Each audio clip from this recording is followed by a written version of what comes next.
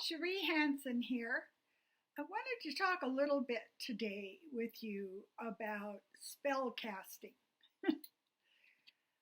One of the things that I think one can find power in is the understanding that we have the ability to choose our thoughts, we have the ability to choose our perceptions, and that is the skill that we build over time. So when I woke up this morning, the first thing that hit me was pain, because that's what I'm living in right now. And as I was laying there, I was thinking, how do I change this story that's coming into me? And I put my hands on my body and I did some deep breathing, and I went to the old standby Jason Stevenson's YouTube channel for his beautiful messages about being in a place of positivity and calm and building up confidence that the universe is carrying us and taking care of us. And I also went to a place where I, on purpose, chose to think of all the people who have been so kind to me lately. The people who reach out and ask me if they can get something for me. The neighbor who has changed the batteries in my smoke detector. It's gone crazy. You know, like, battery. You know, it's like, ah! And the friend who, what I now know her as the orange juice dealer, I get a hold of her when I'm out of orange juice, and she will drop that off on my front steps because I'm keeping myself isolated from other people at this time. So what I could feel happening as I shifted from a story that my ego wanted to tell me about where I am and what's going on right now to spell casting. You can do this through self-hypnosis, you can do this through disruptive thought, you can do this through prayer, and get into a place where you are like a really good editor.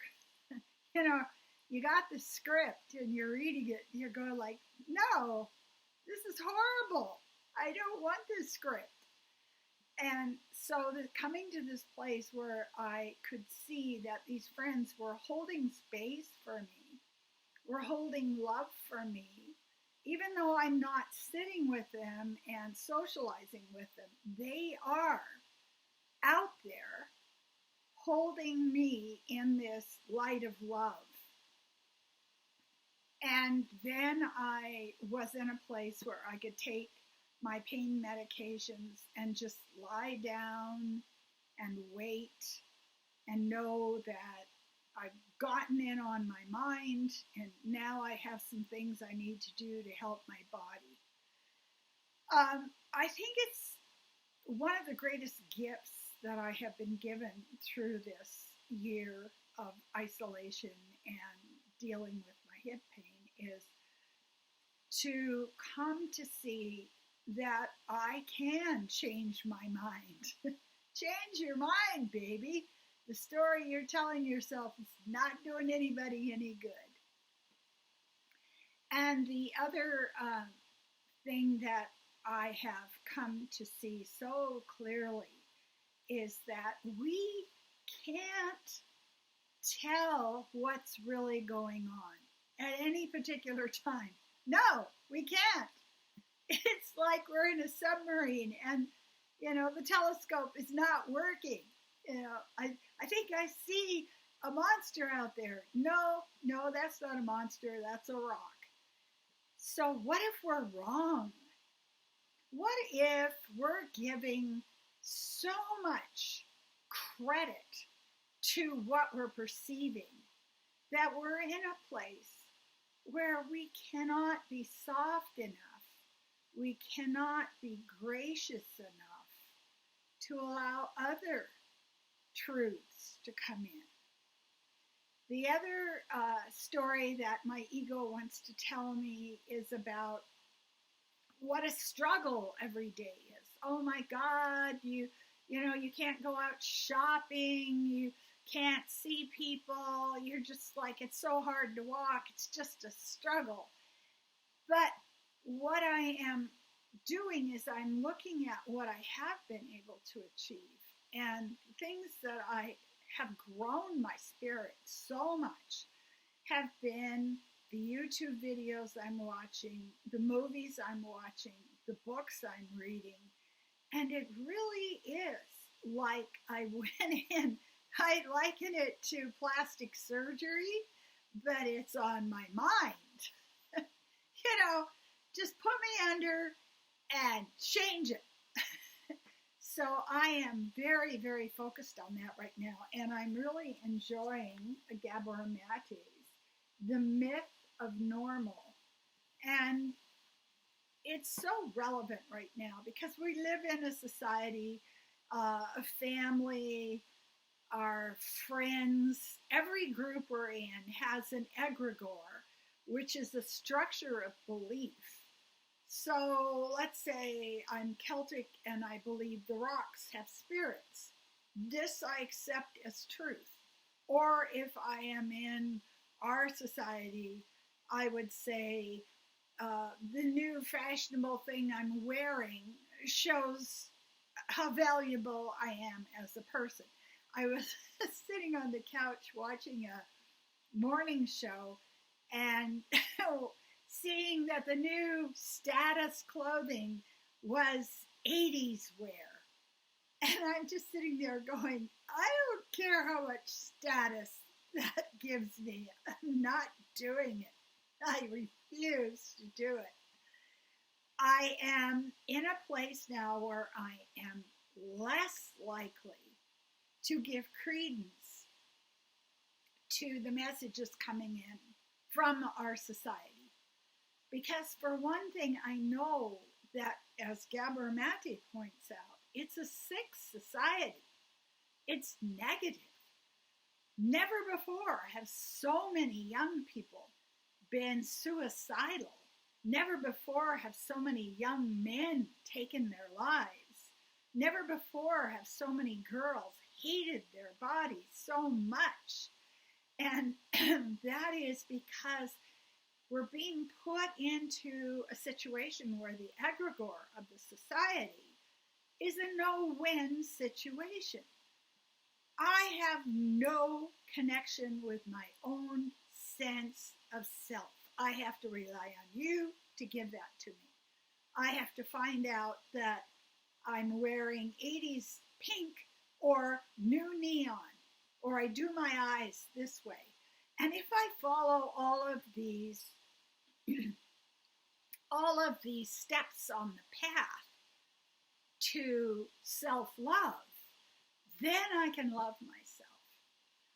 Well, that is an absolute recipe for disaster, because the only thing that can make us calm in the face of chaos and in the face of massive social change is how we treat ourselves. Do I love myself? Do I accept myself? What can I do today to show myself that I can trust me? And what I've come to see is that if I sleep well, if I eat in a way that's very healthful for my body, if I'm reading things that give me more knowledge about how to coach other people so that they can ground themselves, they can use breath, they can use meditation to be in a place where this massive swirling chaos around us is not throwing them out into deep space and into a sense of disconnection. Then I can navigate. I can navigate whatever comes up, whatever it is.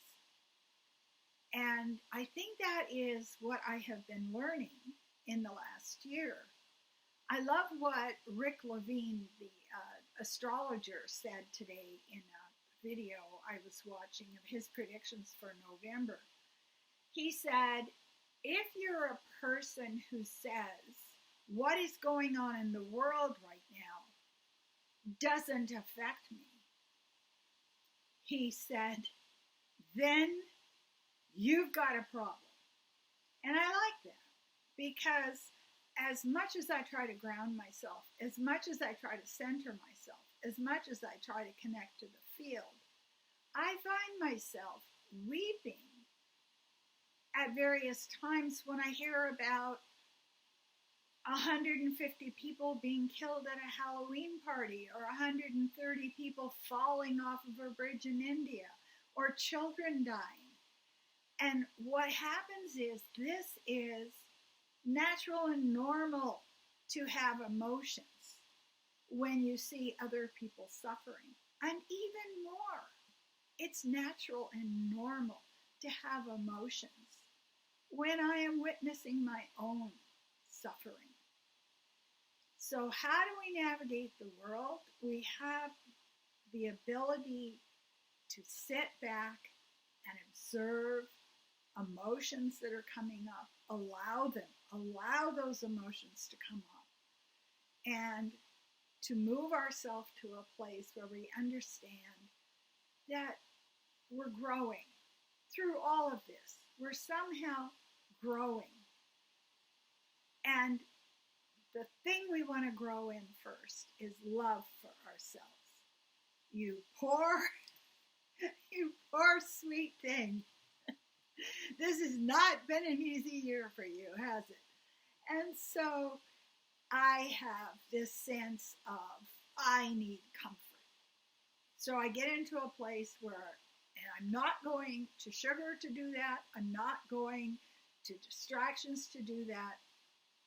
I am going to a very direct connection between myself and myself.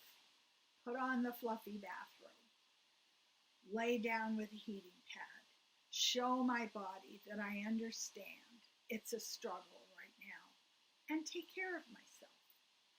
And I just wanted to share that with you today, because November 8th is promising astrologically to be one of the toughest days since 1960 in the astrological field. It's going to be a massive chaos. How do we get ready for it? We get ready for it by learning how to breathe, how to ground, how to cast a spell on our own thinking to pull it out of severe depression or massive anxiety. We're our own emergency workers. We're training ourselves. Is it on fire? That's all right. I got a hazmat suit. I'm headed in. I'm covered in protection, and I will be able to survive whatever comes up. I do thank you so much for listening to my videos, to watching them. Do like them, subscribe.